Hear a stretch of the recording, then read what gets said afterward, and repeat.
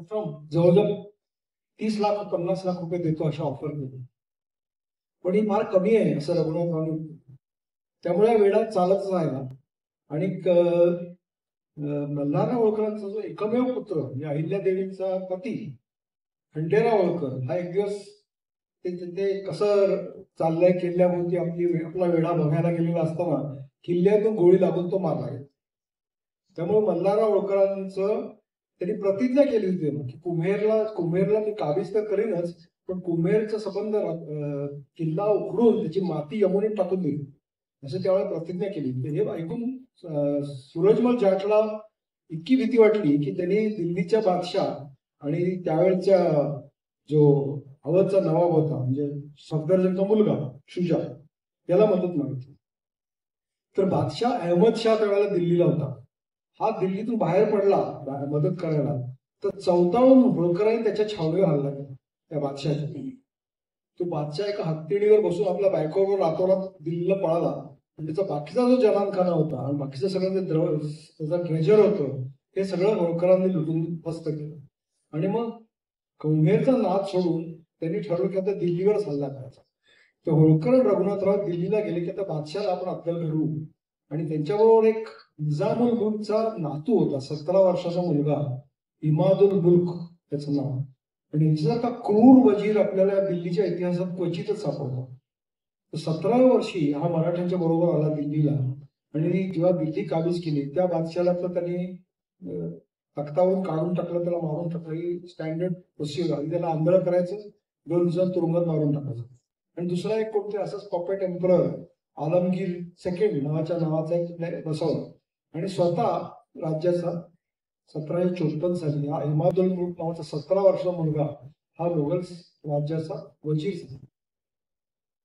हे सगळं इथे चालू असताना अफगाणिस्तानमध्ये काय चाललंय हे मला थोडस मागे येऊन परत सांगायला. नादिरशाह इथून गेला 1739च्या हल्ल्यानंतर. 1747 मध्ये त्याच्याच छावणीमध्ये त्याचा खून झाल्यावर अहमद खान अब्दाली नावाचा त्याचा एक सेवक होता आणि त्याची स्वतःची टोळी होती. त्या टोळीने जाऊन नादिरशाहच्या तंबूमध्ये जे काय होतं ते सगळं लुटून घेतलं. त्याच्यावर जो कोहिनूर हिरा होता तो पण त्यावेळेला अहमद शाह अब्दालीच्या ताब्यात आला. आणि अब्दालीनी त्यावेळेला अफगाणिस्तान हे राज्य स्थापन केलं. आजही अफगाणिस्तानचा फादर ऑफ द नेशन म्हणून अहमद शाह अब्दालीला ओळखलं जातं. अफगाणिस्तानच्या नोटावर आजही अहमद शाह अब्दालीचं चित्र असतं. तेव्हा हा त्यावेळेला राष्ट्र त्यांनी स्थापन केलं, पण हे राष्ट्र एक उजाड राष्ट्र होते. काबूलला काही नाही, कंदारला काही नाही, पैसा येण्याची सोय नाही. इराण आणि भारताच्या मध्ये एक छोटा वाळवंटी प्रदेश म्हणून तो राहिला होता. तर पैसे मिळवायचे सगळ्यात सोपं जागा म्हणजे पूर्वेकडे जाऊन हिंदुस्थानवर हल्ला करायचा. आणि हे राष्ट्र स्थापन केल्यावर स्वतः त्याचा सुलतान किंवा शाह झाल्यावर पहिली स्वारी जी अब्दालीने केली ती पंजाबवर केली. त्यावेळेला मोहम्मद शहाने एक सैन्य पाठवलं आणि नानासाहेब पेशव्यांना, राजपूतांना सर्वांना बोलवलं की माझ्या मदतीला या. तेव्हा नानासाहेब पेशवे दिल्लीला गेले, मोहम्मद शहाला भेटले आणि त्या युद्धामध्ये अब्दालीचा पराभव झाला. नानासाहेब पोचण्याच्या आधीच लढाई संपलेली होती. आणि परत येता की जयपूरचं जे दोघा भावांचं प्रकरण होतं त्यात त्यांनी थोडीशी शिष्टाई करण्याचा प्रयत्न केला. तुम्ही दोघा आपापसात समजून घ्यावं. त्याचा काही उपयोग झाला नाही कारण ते पुण्याला परत ते बांधायला. 1748 अब्दाली परत आला. मात्र यावेळेला त्यांनी पंजाबकडून मोठी खंडणी घेतली आणि परत गेला. आणि 1752 साली हा तिसऱ्यांदा त्यांनी हल्ला केला. त्यावेळेला परत पंजाबकडून खंडणी घेतली. त्याच्या जस्ट 1 महिना अगोदर शिंदे होळकरांनी हा अहदनामा की आम्ही तुमचं रक्षण करू असा एक तह केला होता. पण त्याच्यापूर्वीच हा खंडणी घेऊन अब्दाली परत निघून गेला. तो ही 3 आक्रमण आतापर्यंत झालेली होती. 1753 ला कुम्हेरचा वेढा रघुनाथरावच्या हाताखाली झाला. 1754 साली दिल्ली त्यांनी काबीज केली मराठ्यांनी, तिथला बादशाहाला काढून नवीन बादशाह केला. आणि 1755 साली जयप्पा शिंदे जो दिल्लीला गेला नव्हता आणि ज्यांनी आतापर्यंत काहीच मिळवलं नव्हतं, त्यांनी ठरवलं की जोधपूरवर हल्ला करायचा. पण जोधपूरची खंडणी मिळत नव्हती आणि जोधपूरचा राजा विजय सिंग म्हणून जो होता तो मराठ्यांच्या विरोधात सारखं कधी गुजरातमध्ये वगैरे करत असायचा. तर त्यांनी 2-3 किल्ले त्याचे घेतले जोधपूरच्या. आणि मग नागौर नावाची जागा आहे राजपुतानामध्ये, तिथे एक तवसर नावाचा तलाव आहे. त्या तलावाच्या काठी त्यांनी आपली छावणी, जयप्पा शिंदेने त्याची छावणी होती. तर जोधपूरच्या राजाने काही वकील पाठवले की आपण तहाची बोलणी करू. आणि एक दिवस जयप्पा असा आंघोळ करून केस मोकळे सोडून एका स्टुलावर बसले असताना हे दोन वकील त्याशी बोलायला आले आणि त्यांनी म्हटले की तुमचा अधिकार काय आमच्याकडून खंडणी घेण्याचा, जोधपूरकडून तुम्ही का खंडणी घेता. जयप्पाने आपल्या तलवारीकडे हात दाखवला, याच्या जोरावर तुमच्याकडून खंडणी मागतोय. आणि एकाहून एक शब्दाला शब्द वाढत गेला आणि त्या दोन दूतांनी अकस्मात दोन खंजीरे काढल्या आणि जयप्पाला भोसकलं आणि तिथेच जयप्पाचा मृत्यू झाला. त्याचा भाऊ जो होता दत्ताजी शिंदे, त्यांनी लगेच सैन्य गोळा केलं, जोधपूर हल्ला केला. त्यावेळेला मुंड कटाई म्हणून एक मोबल एक हे असायचं की तुम्ही खून केल्याबद्दल तुम्हाला एवढे पैसे द्यायला पाहिजे. ते सगळे त्यांनी वसूल केले. जोधपूर राजाकडून खंडणी बरीच वसूल केली आणि यामुळे 1755 जोधपूर ह्याचा राजा हे मराठ्यांच्या एक प्रकारे शत्रू झाला. पण अजूनपर्यंत इथे आणखी काही घोर संकट येणार आहे, भारताबाहेरचा कोणीतरी इकडे येऊन आपल्याला हल्ला करणार आहे, तेव्हा ही सगळी लोक आपल्याला त्यावेळेला गरज भासू शकेल असं काही कोणी त्यावेळेला बघू शकत नव्हतं पुढे म्हणालाय म्हणून. आणि नाहीतरी इतिहासामध्ये आपण पुढचं बघून सांगू शकत नाही. इतिहास जो घडला तोच आता मी सांगू शकतो तुम्हाला. किंवा हे आतापर्यंत सगळं 1755 पर्यंत ही परिस्थिती होती की अयोध्येचा नवाब तुमच्या विरुद्ध झाला होता, जयपूर जोधपूर तुमच्या विरोधात झाले होते, रोहिले तुमच्या विरुद्ध झाले होते, बादशाह तुम्ही नवीन त्याच्या जागेवर बसवलं पण त्याच्याकडे काही सामर्थ्यच नव्हतं. तो वजीर 17 वर्ष मुलगा पूर्णपणे मराठ्यांच्यावर अवलंबून होता. तर रोहिल्यांना मात्र हे खपत नव्हतं की उत्तरेकडे हे मराठी आले आहेत आणि हे सर्व काही आहे दिल्लीमध्ये ते सगळे डिक्टेट करतात आणि त्यामुळे आपण जे इतके वर्ष इथे राज्यकर्ते आहोत आणि आपला धर्म जो इथे सर्वोच्च होता त्याला सेकंड रेट स्टेटस मिळालेलं आहे. त्यामुळे आता ते हिंदुस्थान आपल्याला कोणी मराठ्यांच्या विरुद्ध मदत करण्यासाठी कोणी असा शक्तिशाली शासक राहिला नाही, म्हणून त्यांनी परदेशाहून मदत मागायला सुरुवात केली. आणि त्यावेळेला एक शाह वलिउल्ला नावाचा एक आयडिओलॉग होता दिल्लीमध्ये, तो आणि नजीब खान रोहिला जो नजीबाबाद म्हणून जी राजधानी ते गंगेच्या पार तिथला तो रोहिला सरदार होता, या दोघांनी अहमद शाह अब्दालीला पत्र लिहायला सुरुवात केली की इथे जी आमची स्टेटस होता म्हणून तो सगळं नाहीसा झालेला आहे, आम्ही इथे सेकंड क्लास सिटीजन झालेलो आहोत, हे दक्षिणेच्या मराठीवर आमच्यावर सगळे डिक्टेट करतायत, आमचे राज्य पण ते बदलतायत आणि जर तुम्ही आता आम्हाला मदतीला आला नाही तर आमचे पूर्णपणे आमची धुळीला मिळेल आमची जी काय असेल प्रतिष्ठा आणि आमची सत्ता. तर ही परिस्थिती सगळी 1756च्या सुमारास निर्माण झाली होती. आणि 1757 मध्ये अब्दालीने त्याचं चौथं आक्रमण हिंदुस्थानवर केलं आणि या आक्रमणाच्या वेळेला तो फक्त पंजाब पुरता मर्यादित राहिला आणि त्यांनी दिल्लीवर येण्याचं ठरवलं.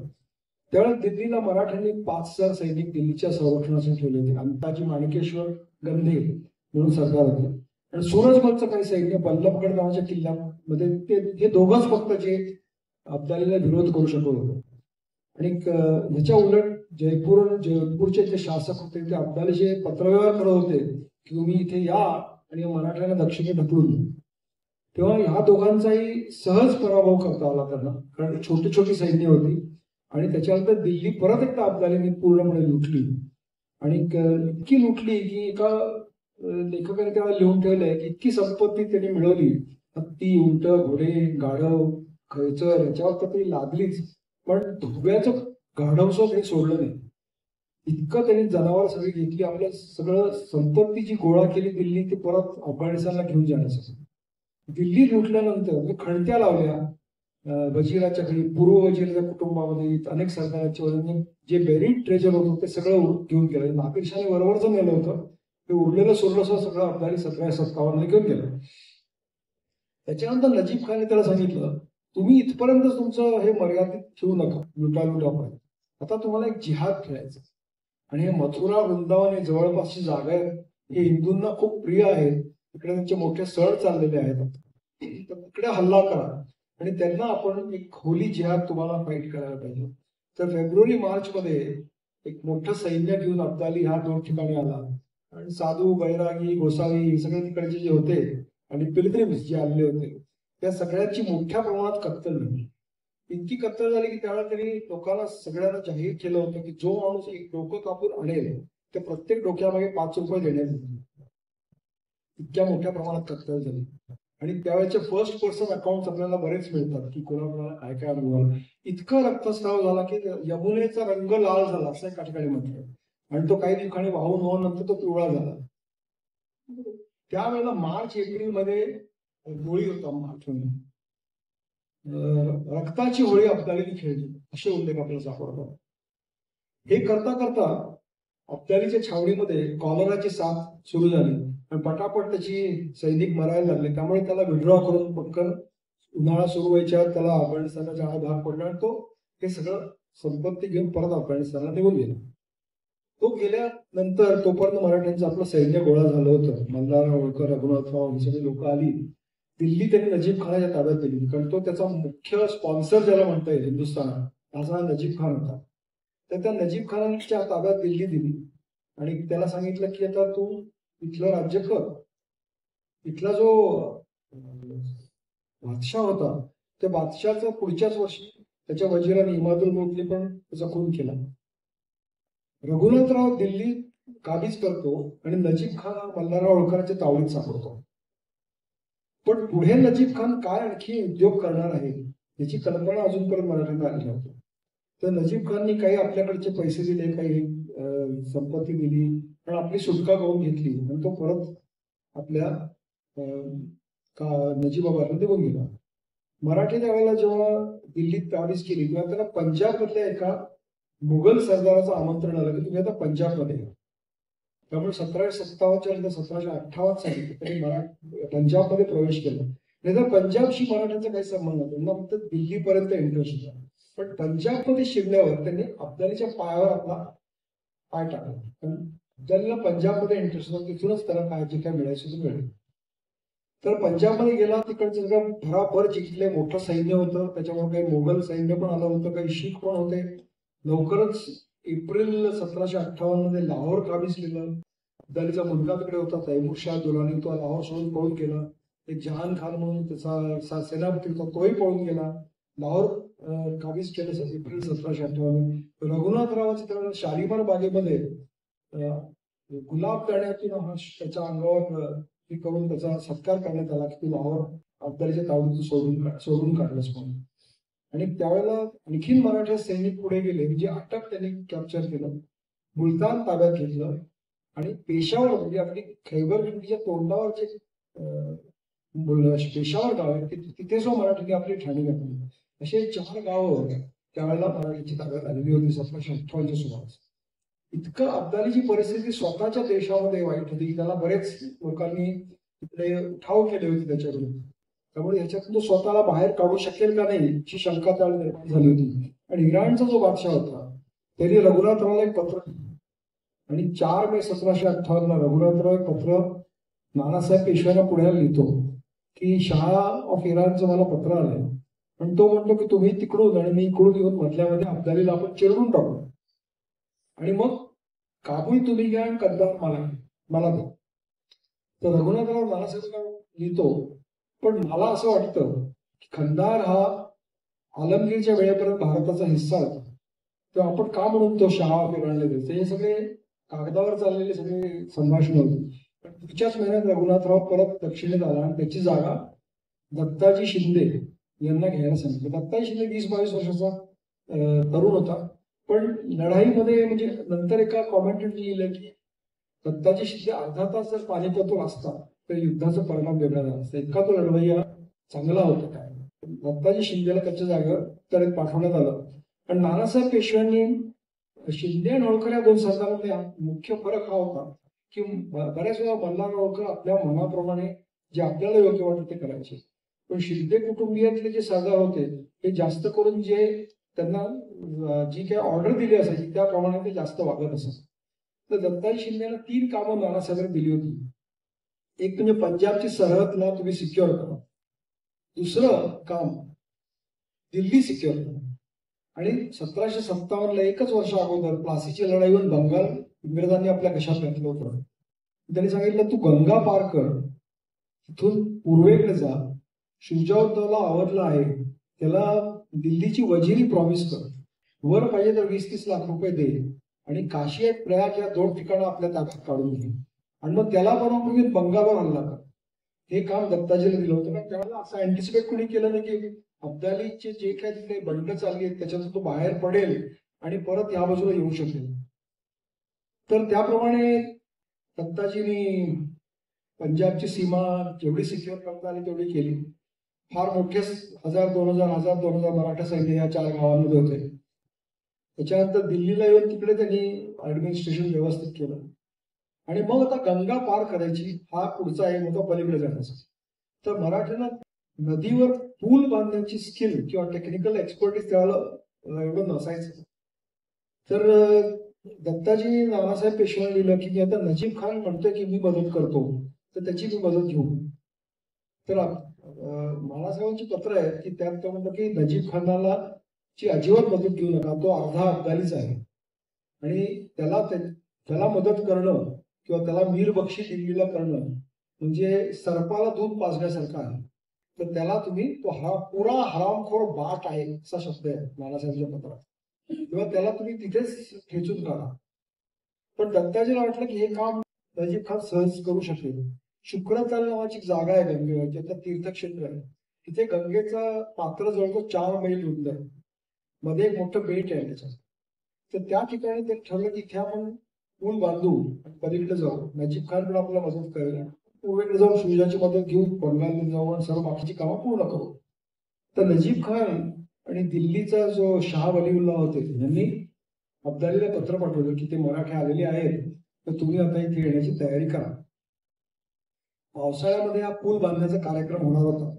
तो पूल बांधून झाला. हे 1759ची गोष्ट आहे. आणि पूल बांधून झाल्यावर नजीब त्याच्या पलीकडे राहायच्या ऐवजी गंगेच्या अलीकडे आला. पण शुक्रतालच्या किल्ल्यामध्ये स्वतःच ठाण मांडून बसला की मराठी कसे गंगा क्रॉस करतील बघतो. आणि तिथे दत्ताजी शिंदे नजीब खानच्याशी लढण्यात गुंतला. तेवढ्यात तिकडून अब्दाली 60,000 सैन्यांशी खैबर बोलन खिंडीतून आला. त्यांनी सगळी मुलतान आणि पेशावर आणि अटकची जी ठाणी होती ती सहजासहजी उलटून लावली, कारण एवढं मोठ्या प्रमाणात सैन्य त्याच्या बरोबर आलं होतं. आणि जेव्हा ही सगळी सैन्य पळत पळत शुक्रतालला आलं तेव्हा दत्ताजीला कळलं की मोठा अनर्थ घडलाय आपल्या सैन्यावर तिकडची. आणि त्यामुळे लगेच त्यांनी शुक्रतालचा वेढा सोडला नजीब खानाचा आणि तो यमुनेकडे आला.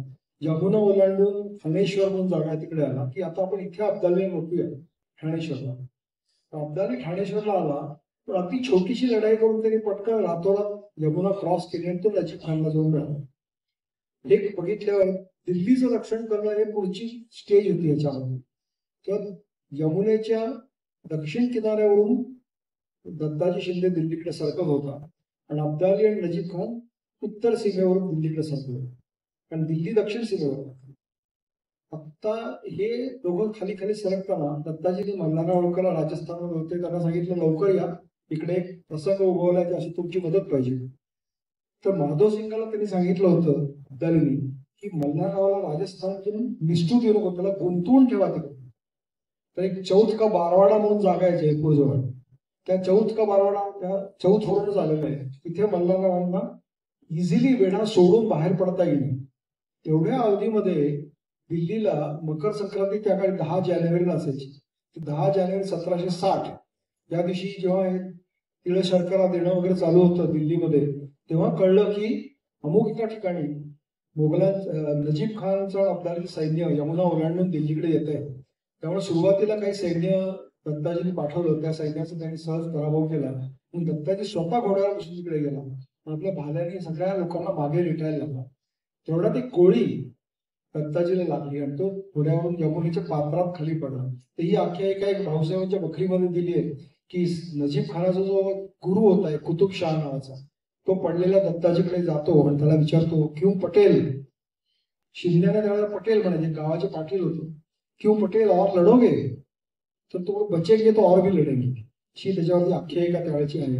आणि मग कुतुबशाह त्याच्यानंतर डोकं कापून घेतलं दत्ताजीचं, ते घेऊन तो निघून गेला. आणि हे जे झालं आपला सेनापती पडला, शिंद्यांच्या फौजाने रिट्रीट केलं मागे, कोटपुतलीपर्यंत मागे गेले सगळे. जदकोजी जो त्याचा भाऊ होता, त्याचा पुतण्या होता, त्यालाही गोळी लागली. आणि मग मल्हारराव होळकर त्याच्यानंतर इकडे पोहोचले आणि त्यांनी गनिमी काव्याने लढाई करायला अब्दालीची सुरुवात केली. 1-1.5 महिना इकडचं लुटाळू कर तिकडचे लुटाळू कर असं दिल्लीभोवती मल्हाररावांनी घेरट्या घातल्या. एवढं लक्षात घ्या, मल्हाररावांचं वय 1760 साली 67 वर्षाचं होतं. आजच्या हिशोबात बघितलं तो 80 वर्षाचा माणूस होता. तेव्हा तो त्यावेळेला गनिमी काळाने अब्दालीशी लढत होता. आणि शेवटी अनूप शहरला एक खजिना यायचा म्हणून तो 3 दिवस थांबला आणि ह्याच्यात त्याची फसगत झाली. तेवढ्यात अब्दालीने त्याला गाठलं आणि त्याला पळून यमुनेच्या पार पलीकडे इकडे यायला लागलं. आणि शिंद्यांची फौज आणि होळकरांची फौज ही दोन्ही सूरजमल जाठाच्या भरतपूरच्या किल्ल्यामध्ये येऊन तिकडे थांबले. तिकडे ते सुरक्षित होते. आणि यमुनेच्या पार सगळा प्रदेश हा अब्दालीने आपल्या ताब्यात घेतला. दिल्ली पण आपल्या ताब्यात घेतली. हे सगळं चालू असताना दक्षिणेत काय चालू होतं? दक्षिणेमध्ये 1750 ते 1759 या दरम्यान निजामाशी 4 युद्ध झाली. 1757 साली दक्षिणेमध्ये श्रीरंगपट्टणम परत स्वारी देऊन त्यांच्याकडून मोठं खंडणी घेण्यात आली. त्याच्यानंतर एक पत्र आहे की बे ऑफ बेंगॉल, पूर्व समुद्रावर आमच्या सैन्याने पूर्ण स्नान केलं. समुद्र स्नानाचं त्यावेळेला पुण्य होतं.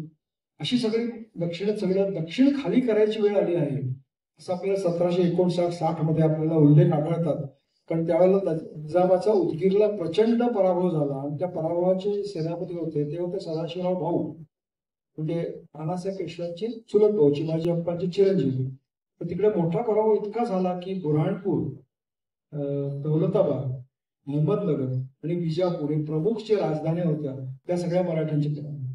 याच्याशिवाय 60 लाख उत्पन्न देणारा प्रदेश निजामाने ठरवलं की मराठ्यांना द्यायचा, असा तो उदगीरचा तह होता.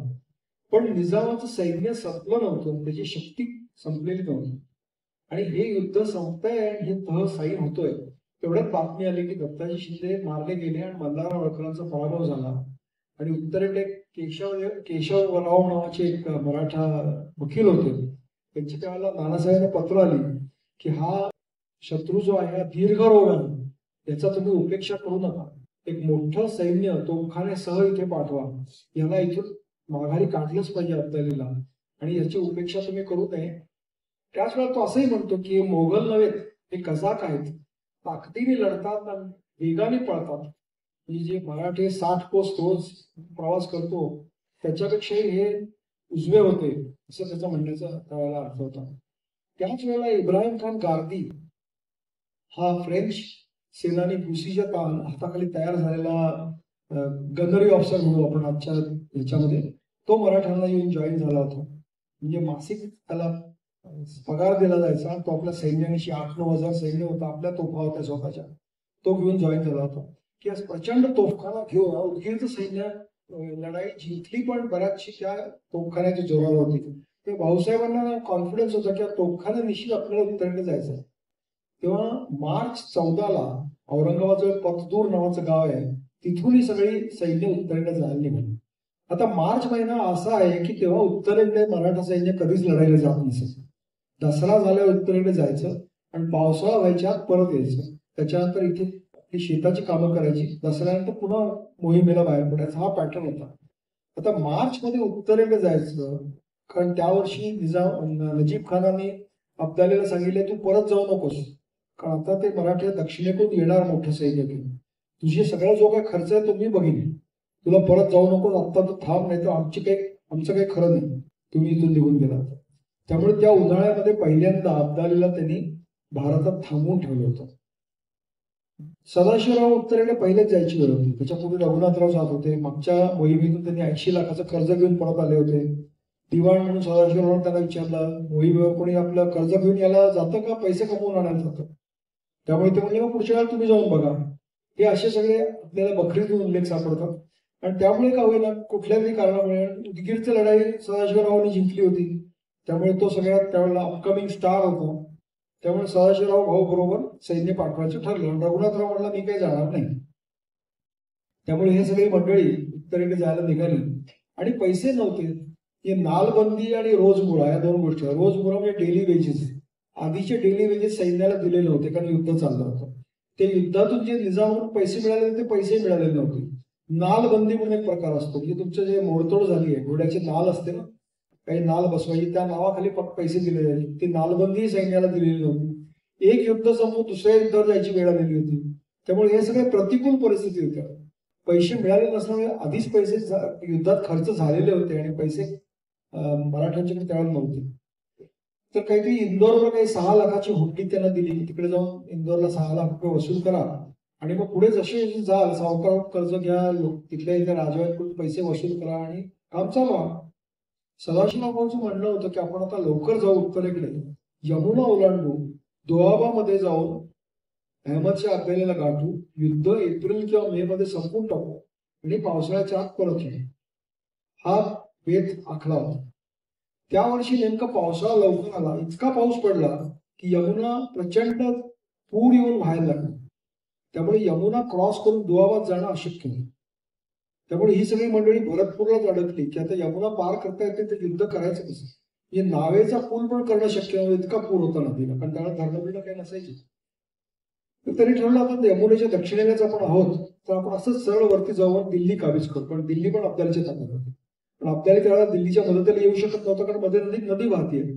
त्यामुळे जुलै एंडला त्यांनी दिल्ली काबीज केली आणि त्याच्या पुण्याला प्रचंड त्याच्याबद्दल आनंदोत्सव झाला की दिल्ली परत मराठ्यांनी जिंकली आणि अब्दालीच्याकडून जिंकली.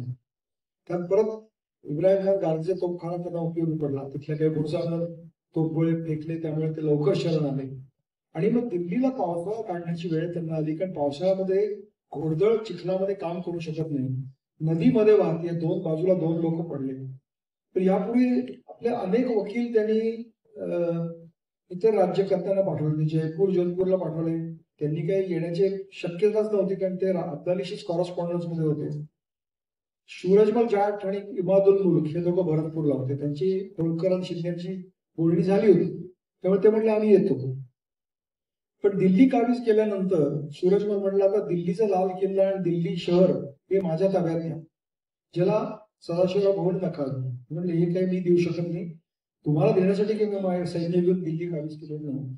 त्यामुळे सूरजमल आणि इमादुल मुल्क निघून गेला, कारण शुजा उद्दौलाला त्यांनी ऑफर केलं होतं की तुला मी वजीर करतो, नवदच्या नावाला. त्यामुळे इमादुल मुल्कला कळलं आपण काही वजीर होत नाही. त्यामुळे हे दोघंही आपली मराठी छावणी सोडून परत भरतपूरला निघून गेले. आता उरला होता फक्त शुजा, पण शुजा शिया होता आणि अब्दाली हा सुन्नी होता. शिवाय शुजाच्या वडिलांना एकेकाळी तरी मराठ्यांनी मदत केली होती. त्यामुळे भाऊसाहेबांना वाटलं की हा आपल्या बाजूने येईल, कारण अब्दालीशी प्रत्यक्ष त्याच्या वडिलांनी लढाई केली असल्यामुळे तो अब्दालीकडे जाणार. तर नजीब खान त्यावेळेला शुजाकडे गेला आणि त्याला म्हणला की तुला यायलाच पाहिजे आपल्याकडे, कारण त्यावेळेला इस्लाम खतरे में आहे आणि तू जर अब्दालीला घाबरत असशील तर माझी तुला गॅरंटी आहे की तुझ्या अंगाचा केसाचा एक वाकडा होणार नाही, याची मी शाश्वती देतो. पण तुझा माझ्यावर जर विश्वास नसेल तर ही माझी खंजीर आणि माझी मान तेच कापून टाक. मग शुजाच्या आईने त्याला सांगितलं की आता अशी वेळ आहे की तुला अब्दालीकडे जावं लागेल. त्याच्याबरोबर ते नागा साधू होते सगळे, जे शुजाच्या सैन्यात असायचे, त्या सगळ्यांना घेऊन तो शुजाच्या छावणीत गेला. अहमद खान बंगश गेला, रोहिले सगळे त्याच्या छावणीत गेले. अशा प्रकारे उत्तर हिंदुस्थानाचे जे शासक होते, सूरजमल जाट निघून गेला, राजपूत आले नाहीत, उरलेले सगळे जे शासक होते सगळे जाऊन अब्दालीला मिळाले आणि मराठी एकटेच त्यावेळेला राहिले. आता दिल्लीला 4 महिने ही सबंध फौज नेलेली ही बसून खाणार, त्यांना काम काही नाही, नुसतं बसून आहे ते धान्य संपवायचे, आहे ते पैसे संपवायचे. शिवाय तिकडे राजघराण्याचे जे लोक होते, बादशाह तर तेव्हा केव्हाच दिल्ली सोडून पळून गेला होता, तो अलाहाबादला बसला होता. आणि पण उरलेल्या राजघराण्याचा महिन्याचा खर्च 1.5 लाख रुपये असायचा, तोही मराठ्यांना करायला. हे खर्च काढण्यासाठी जो दिवाणी खासचा पत्रा होता छताचा, तो छताचा पत्रा काढला, तो वितळवला, त्याचे 13 लाख रुपये आले त्यावेळेला. असं करून ते सगळे खर्च कसे बसे. सावकार पैसे द्यायला तयार नाहीत, कारण हे दोघं आता लढाई करणार आहेत, तर आपण ज्याला पैसे दिले तो जर हरला तर पैसे परत कसे मिळणार. त्यामुळे कर्ज मिळत नव्हतं. दिल्ली बॅरन सिटी होती, कुणाकडेच पैसे नव्हते, कारण इतके वेळा हल्ले केले होते, इतके लूट झाली होती, कुणाकडेच पैसे नव्हते. तेव्हा पैसे काही कुठे मिळत नव्हते. कसे बसे म्हणजे घोड्याला दाणा नाही अशी पत्र त्यावेळेला दिल्लीतून आपल्याला मिळतात. अशा परिस्थितीत त्यांना कळलं की कर्नाल म्हणून जी जागा आहे पानिपतच्या पलीकडे हरियाणामध्ये, त्याच्याजवळ कुंजपुरा नावाचं एक ठिकाण यमुनेच्या किनाऱ्यावरच आहे आणि यमुनेत पूर आलाय म्हणून 6,000 अफगाण यमुना पार करून अब्दालीकडे जाऊ शकत नाहीत, म्हणून ते कुंजपुराला वाट बघत होते पाणी उतरायचं. आणि त्यांच्याकडे प्रचंड धान्याचा साठा आणि प्रचंड पैसे त्यांनी गोळा केले होते ते घेऊन आपल्याकडे जाण्यासाठी.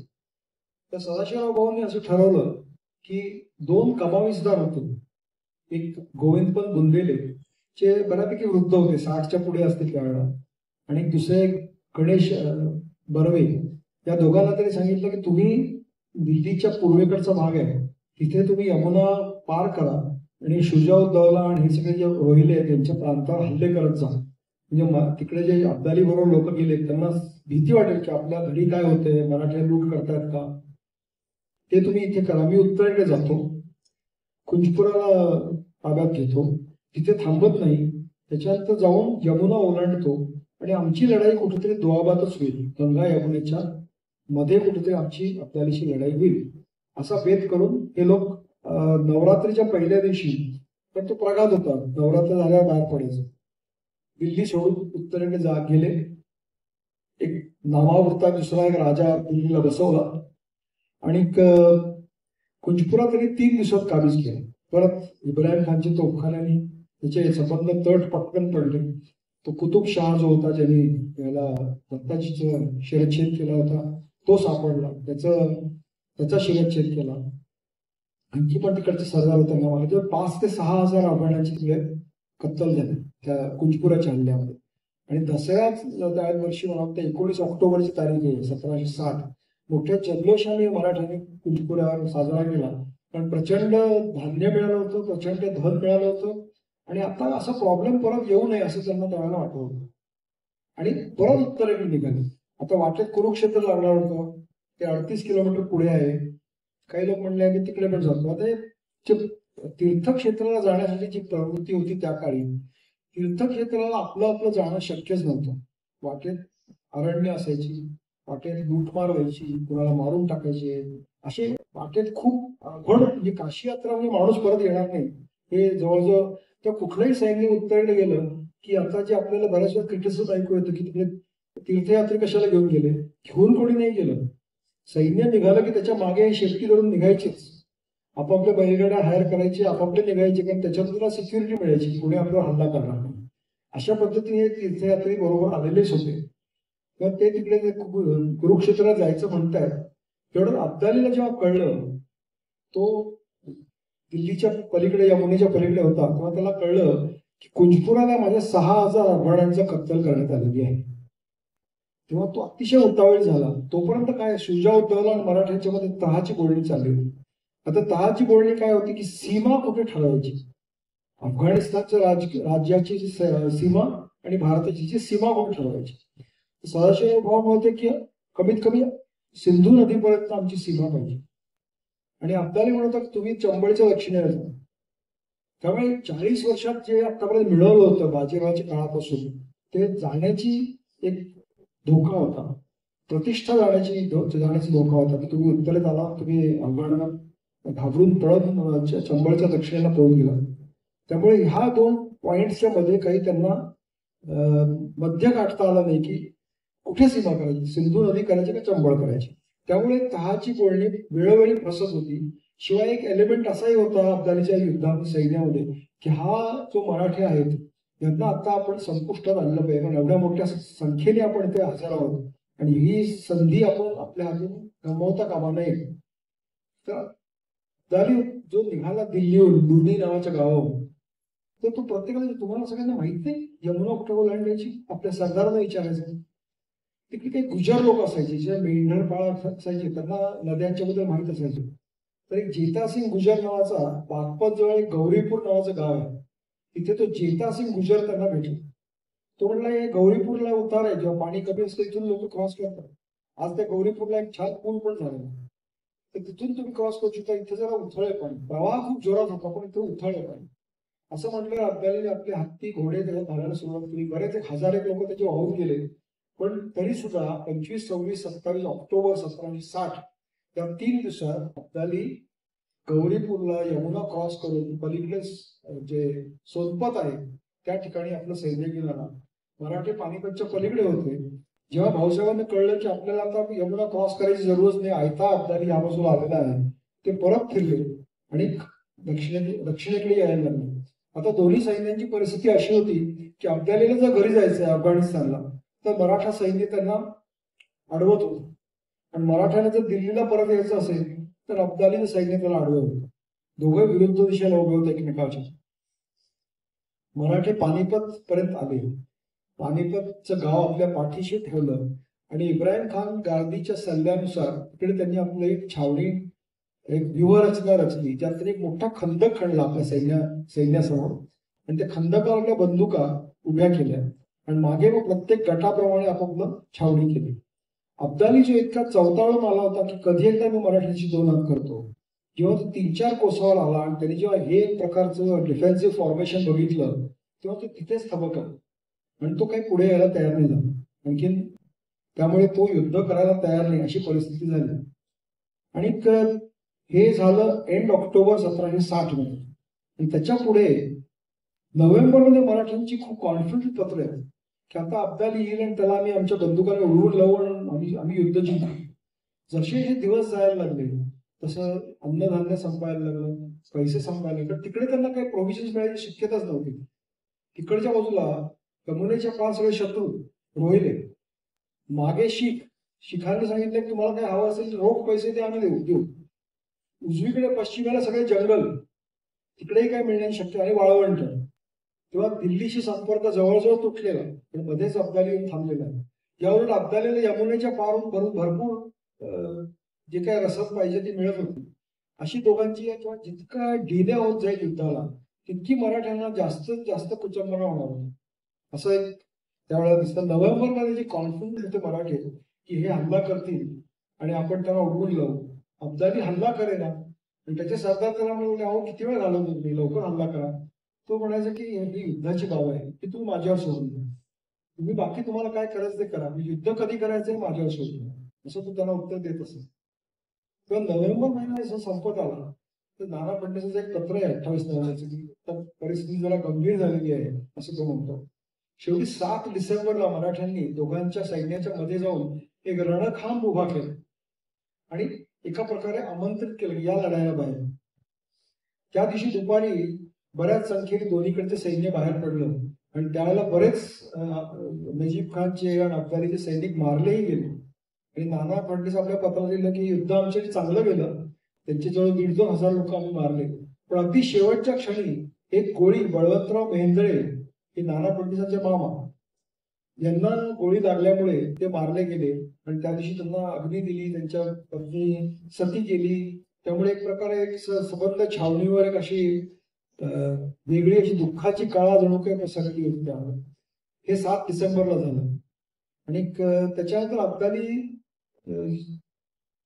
आणखीन एक प्रॉब्लेम झाला की तो मागे जो गोविंदपंत बुंदेले आणि गणेश गोविंद बर्वे हे जे हल्ला करत होते शुजाउद्दौलाच्या टेरिटरीवर, रोहिल्यांच्या टेरिटरीवर, त्यांनी 10,000 सैनिक अताई खान नावाच्या सरदारापाशी डिटॅच केले आणि ते म्हटले की यांना शोधून काढ कुठे आहेत आणि त्याच्यावर हल्ला कर.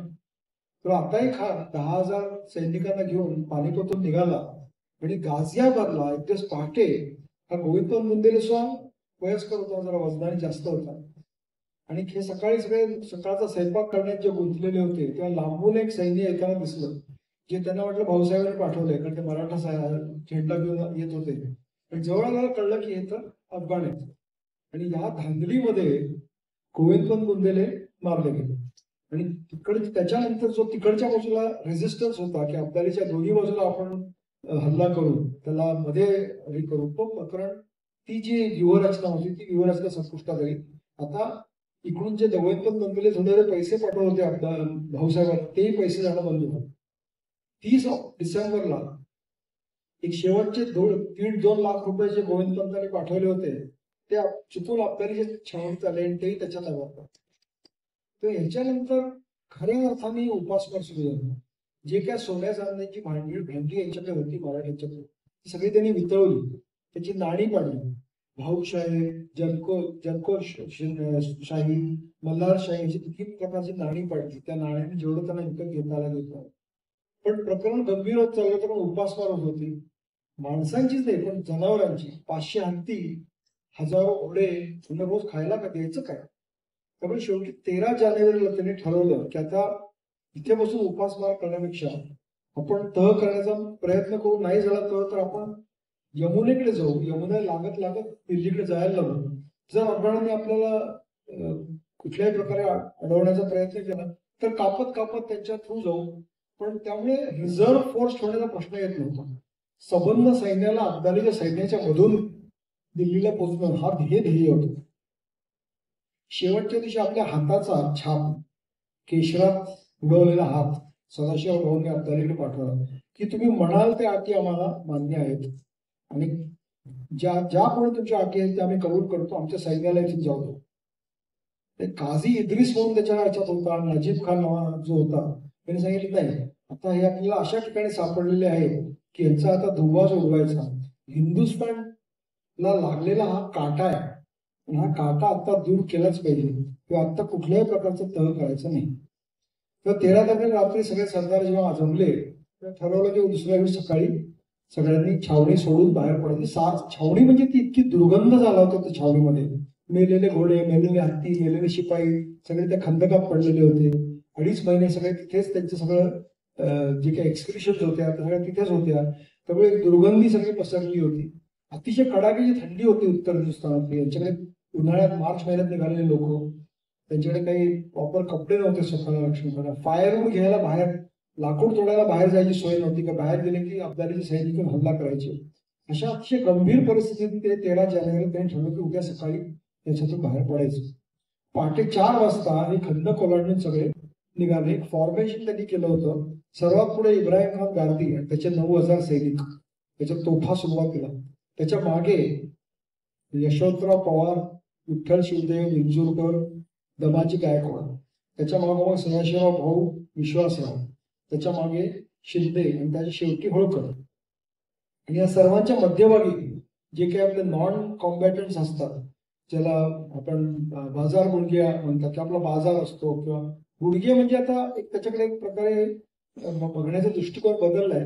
पण गुडघे आजही आपल्या आर्मीमध्ये आहेत. म्हणजे armoured corps, infantry core, artillery सोडली आणि काही प्रमाणात इंजिनियर सोडले तर बाकी आर्मीतले सगळे सर्व्हिसेस जे आहेत, मग ते रॉयल व्हेटरनरी कोर असू दे किंवा ते मेडिकल कोर असू दे किंवा आर्मी सर्व्हिस कोर असू दे किंवा इंजिनियर्स MES असू दे, हे सगळे सपोर्टिंग सर्व्हिसेस आहेत. तर त्यावेळेला हत्ती लुक आफ्टर करायला माणसं, घोड्याला लुक आफ्टर करायला माणसं, अशी प्रचंड इतर लोक असायचे जे योद्धे नव्हते, त्यांना त्याच्यामध्ये ठेवलं होतं. अशा प्रकारे हळूहळू पुढे सरकायला लागलं. कोणीतरी जेव्हा आपल्याला उठवलं की मराठी छावणीतून बाहेर पडलं. त्यामुळे त्यांनी आपली व्यूहरचना केली आणि त्यांनी काय केलं, जे आपल्या बरोबर जे हिंदुस्थानी सरदार होते त्यांच्या आणि त्या दोघांच्या मध्ये आपले एक फळी ठेवायची. किंवा एक बरखुरदार खान असेल तिची शेजारी एक अफगाणांची फौज, पुढे परत मराठा, परत इंडियन सरदाराची परत स्वतःची, अशी ते त्यांनी अरेंज केलं. आणि मध्यभागी त्याचा ओखी वजीर जो होता शहावली खान, त्याला मध्यभागी ठेवलं होतं त्याच्या अफगाणची. आणि जसे मराठी इकडे जायला लागले यमुनेकडे, तर हे असे वळून असे अर्धचंद्र कोर फॉर्मेशन मध्ये ते मराठ्यांच्याकडे यायला लागले. त्यामुळे अफगाणीची उजवी फळी आणि मराठाची डावी किंवा पुढची फळी, इब्राहिम खान गांधी यांची पहिली भेट झाली. आणि तिथे तुंबळ लढाई होऊन बरेचसे रोहिले त्यात मारले गेले. ते बरखुरदार खान आणि हफीज अहमद खान याचे सैनिक सगळे बरेचसे मारले गेले. इब्राहिम खान गांधी पण जखमी झाला, त्याचे 7,000 लोक मारले गेले त्या युद्धामध्ये. हे झाल्यानंतर मध्य जो होता त्या मध्यावर पेशव्यांची हुजुरात असायची. सदाशिवराव भाऊ आणि विश्वासराव होते. त्या हुजुरातांनी जो अटॅक केला शहावली खानच्या सेंटरवर, तो इतका इफेक्टिव्ह होता की त्याचं वर्णन असं केलं की लोण्यामध्ये अशी सुरी कापत जाते असं हे हुजुरात पूर्ण अफगाणीच्या सैन्याच्या मध्यात ते खोलपर्यंत घुसले आणि ते पठाण सगळं सैन्य सोबत मागे पळू लागलं. तो शहावली खानचं एक बखरीमध्ये वर्णन आहे. प्रत्यक्ष एका माणसाने जेव्हा बघितलं काय चाललंय, तो जमिनीवर बसला होता, आपल्या सैनिकाला सांगत होता पळून जाऊ नका, लढायला या. कुठे पळून जाणार तुम्ही, काबूल खूप लांब आहे, असे त्याच्या तोंडी शब्द आहेत. त्या पण हे सगळे 10-12 हजार त्याचे सैनिक पळून आपल्या छावणीत परत गेले आणि लढायला तयार. मराठ्यांची सेंटर जो होता हा गुजरातची फौज, ही खूप डीप आतमध्ये पेनिट्रेट करत गेली आणि अफगाणी सैन्याच्या मागे उभा असायचा. त्यांनी जेव्हा बघितलं की हा खूप जवळ येत आहे, तेव्हा आपल्या जे जनानखाना होता त्यांना हत्ती, घोडे, उंट ह्याच्यावर बसून तयार ठेवलं की जर मराठी जवळ आलं तर यांना इथून पिटाळायचं. इथपर्यंत मराठ्यांनी म्हणजे came within an inch of winning the battle असं त्यावेळेची वर्णन काही लोकांनी सांगितलं. त्याच वेळेला दुपारी 2 आणि 5 तास सकाळी 9 पासून लढाई चालली होती, 5 तास लढाई चालली होती. पण अफगाणीने त्यावेळेला 2-3 गोष्टी केल्या. एक म्हणजे त्याचे मिलिटरी पोलीस असेल त्याला नसाक चीन म्हणतात. त्या नसाक चीनला तंबूत पाठवलं की जे कोण लोक पळून आले त्यांना लढाईवर पाठवा नाही तर तिथल्याही तर मारून टाका. असं करून जवळजवळ 10,000 जे पळून आलेले सैनिक होते त्यांना परत लढायला पुढे पाठवलं. दुसरं त्यांनी केलं म्हणजे आपले जे गुलाम होते 2,000 गुलाम त्याच्या भोवती असायचे त्या सर्वांना उंटावर लादलेले असे बंदूक होत्या जंबुराक नावाचे त्या जंबुराकांवर बसवलं आणि त्यांना सांगितलं तुमच्यावर हल्ला करा. आणि तिसरं त्यांनी केलं म्हणजे जे आपले गोलंदाज असतात जे नेम धरून बंदुका मारतात ते एकाने विश्वासरावाचा नेम साधून त्याला गोळी मारली आणि त्यामुळे हत्तीवरच विश्वासराव मरण टाकला. सेनापती आपला मरण पावल्या म्हटलं एक सबंध सैन्यात एक अशी अतिशय निराशेची म्हणा किंवा भीतीची अशी एक प्रकारे लहर पूर्ण सैन्यभर पसरली. सदाशिवराव भाऊ पण आपल्या पुतळ्याची काय झालंय बघायला तिकडे येऊन आले आणि ह्या काळामध्ये मराठ्यांचे फौजी 2 तुकडे पडले असं म्हणायला हरकत नाही. जी डावीकडची त्यांची फळी होती आणि मध्याची फळी होती ती लढत राहिली पण उजवीकडची फळी जी होती ती अफगाणीच्या सैन्याच्या भोवती पलीकडे जाऊन दिल्लीला जाण्याच्या प्रयत्नात गेली. त्यात शिंद्यांचा अर्ध फौज पळून गेली. शिवाय मल्हारराव होळकर त्या बाजूला होते. त्यांना सांगितलं होतं भाऊंनी की ज्या बायका असतील त्यांना घेऊन जा. काही बायका त्यांनी नेल्या पण हजारो बायका येऊ शकले नाहीत. ते पलीकडे निघून गेले आणि बाकी त्यामुळे इकडची डावी फळी अफगाणीची होती ती इकडे येऊन त्यांनी उरलेल्या मराठा सैन्याच्या भोवती ही संबंध चारी बाजूने वेळलं. आणि नाना फडणवीसांनी आपल्या आत्मचरित्रात लिहिलंय की 150 लोक जोपर्यंत भाऊसाहेबांच्या भोवती होते तोपर्यंत मी तिथे थांबलो आणि त्याच्यानंतर ते गर्दीत गायब झाले. तेव्हा मी माघारी वळलो आणि पानिपतला आलो आणि तिथून मग घरी अक्षरशः लंगोटी घालून झाडाचा पाला खात खात माणूस गाव जंगलातून प्रवास करत होता. पुढे अफगाणाची चाहूल लागली पठणाची की लपून बसायचा. युद्ध संपल्यावर अफगाणीने हुकूम दिला की 24 तास सर्वांना मुभा आहे की आजूबाजूला जे पळून गेले त्यांना जाऊन तुम्ही मारून टाका. जे छावणीत थांबले होते एक ग्रँड डफनी 1900 शतकात एका माणसाचा इंटरव्ह्यू घेतला. आळ्याचा एक नारोपंत नावाचा तिथला कुलकर्णी होता. त्याचा इंटरव्ह्यू घेतला आणि त्यांनी छापलाय. तो म्हणला की आम्ही जे निहत्ते होतो आम्हाला सगळ्यांनी एका लाईनीत उभं केलं. प्रत्येकाच्या हातात 4 दाणे दिले चण्याचे आणि एक दिसती आला प्रत्येकात पाणी देत होतात तळावर. तुम्ही पाणी प्यायचं आणि थोडंसं खायचं आणि नंतर एक माणूस सगळ्यांची डोकी उडवून टाकायचं. असे हे निहत्ते अनेक हजारो लोकांची त्यांनी कत्तल त्यावेळेला अफगाणींनी केली आणि त्यामुळे हे जी कत्तल नंतर झाली ती जवळ 20-25 हजार लोक नंतर मारले गेले. अनेक गुलाम त्यांना मिळाले. म्हणजे अफगाणीचा छावणीचा जो तंबू होता तो सोडून इतर सर्व तंबूंच्या पुढे कापलेल्या मुंडक्यांच्या राशी होत्या. पिरॅमिड ज्याला म्हणतात कटलेट्सच्या असे उभे केलेले होते. त्यांना सदाशिवराव भाऊचं जे शरीरावर एक गुरण होते काही त्याच्यामुळे ओळख पटली की त्याचं शरीर आहे पण त्याचं फक्त धड होतं डोकं नव्हतं. मग 2 दिवसांनी एका पठाणाने डोकं घेऊन आलं की इथे डोकं माझ्याजवळ ठेवलं. मग ते त्यांचं एक तिकडे त्यांना अग्नी देण्याचा विश्वासाचं खूप देखणे होते असं म्हणतात की त्यावेळेचे वर्णनामध्ये. तर त्यांचं पठाणाचं म्हणणं त्यांना आम्ही भुसा शरीरात भरून त्यांना अफगाणिस्तानला घेऊन जाऊ.